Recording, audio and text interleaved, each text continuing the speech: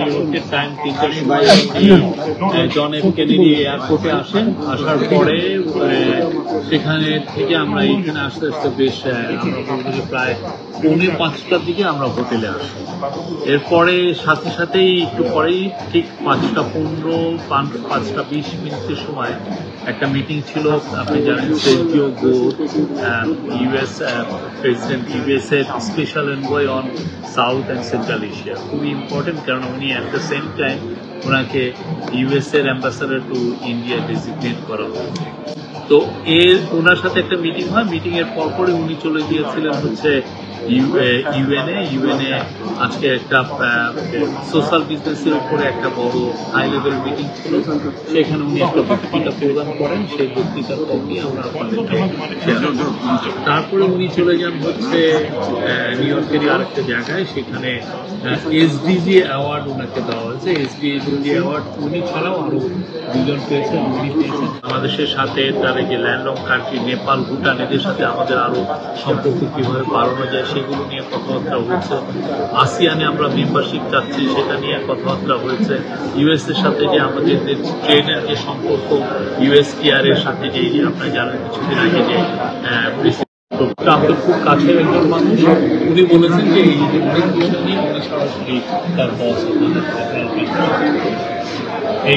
আচ্ছা, এটা একটা অনাকাঙ্ক্ষিত একটা ইভেন্ট। এই বিষয়ে আমাদের কনসুলেট এবং আমাদের ফরেন মিনিস্ট্রি এটা নিয়ে তারা ইনভেস্টিগেট করবেন। আমি একটু আগে এই বিষয়ে আমাদের অবস্থা বলছি যে এটা একটা অনাকাঙ্ক্ষিত ঘটনা এবং সেটা নিয়ে আমাদের ফরেন মিনিস্ট্রি, আমাদের আমাদের যে কনসুলেট অফিস, আমাদের পার্লামেন্ট মিনিস্ট্রি এরাই। আর অন্য বিষয় যদি না, আমি এটা প্রশ্ন করতে চাই যে উনি ওনার যে সফর, এই সফরে একটু বলবেন যে এরপরে কি হবে, মানে কালকে থেকে কি হবে, পরশু কি হবে, উনি জাতিসংঘ ভাষণ দেবেন, একটু যদি ব্রিফ দিয়ে দেন। কালকে সকাল 8টার সময় একটা সেগুলো আপনাদের সাথে আমরা শেয়ার করবো। আর 23, 24, 25 তারিখের মিটিং, 27 তারিখে আমাদের আছে হচ্ছে একটা বিজনেসের উপরে আপনার ইনভেস্টমেন্টের একটা সামিট আছে। সেখানে উনি থাকবেন এবং আমাদের তিনটা যে পার্টি যারা নেতৃবৃন্দ যারা আমাদের সাথে এসেছেন তারাও থাকবেন। আর 30 তারিখে হচ্ছে রোহিঙ্গাদের উপরে একটা কনফারেন্স, এটা 2 ঘন্টা ব্যাপী হবে। এটা হচ্ছে ইউএনের ওই যে বছরের একটা বড় ইভেন্ট করবে, একটা ইউএন জেনারেল অ্যাসেম্বলি ইভেন্ট। এখানে অনেকগুলো দেশের নেতা নেত্রীর সাথে আমরা দেখা হবে।